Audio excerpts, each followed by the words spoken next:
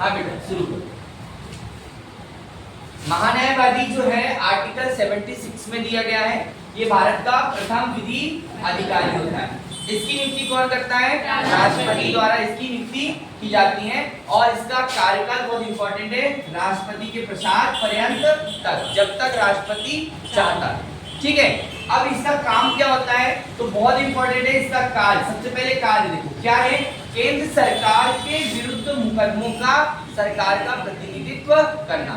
मतलब यदि किसी भी प्रकार से केंद्र सरकार के विरुद्ध कोई भी पार्टी मुकदमा सुप्रीम कोर्ट में अगर करती है तो ऐसी स्थिति में भारत सरकार या केंद्र सरकार का प्रतिनिधित्व कौन करता है? महान्यायवादी अटॉर्नी जनरल करता है। ठीक है, इसकी योग्यता उच्चतम न्यायालय के मुख्य न्यायाधीश यानी कि सुप्रीम कोर्ट के न्यायाधीश की योग्यता के समान होती है। ये अपना त्याग पत्र किसे देगा? राष्ट्रपति।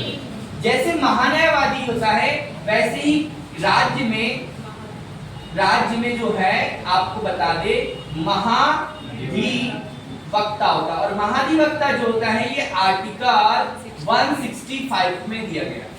सेम काम महाधिवक्ता का भी होता है। महाधिवक्ता की नियुक्ति राज्यपाल द्वारा की जाती है, यह भी प्रसाद पर्यंत होता है। इसकी योग्यता हाई कोर्ट यानी कि आप जान रहे हैं उच्च न्यायालय के न्यायाधीश की योग्यता के समान होती है।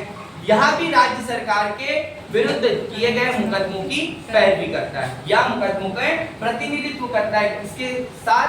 केंद्र सरकार या राज्य सरकार के साथ। तो ये आपको ध्यान रखना है। तो महाधिवक्ता केंद्र सरकार में होता है, जबकि राज्य सरकार में होता है, जबकि महान्यायवादी केंद्र सरकार में होता है।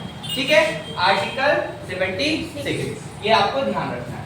ठीक, आर्टिकल 88 में क्या दिया गया है?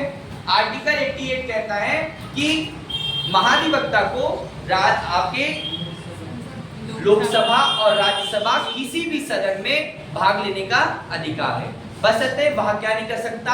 वोटिंग नहीं कर सकता। ठीक है, तो लोकसभा राज्यसभा की मीटिंग में सभी लोग कोई भी भाग ले सकता है, लेकिन क्या नहीं कर सकता? वोटिंग नहीं कर सकता।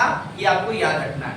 जबकि उपराष्ट्रपति राज्यसभा का सदस्य नहीं होता, परंतु निर्णायक स्थिति में उपराष्ट्रपति अपना मत देता है, वोटिंग करता। चल ठीक है, धन्यवाद।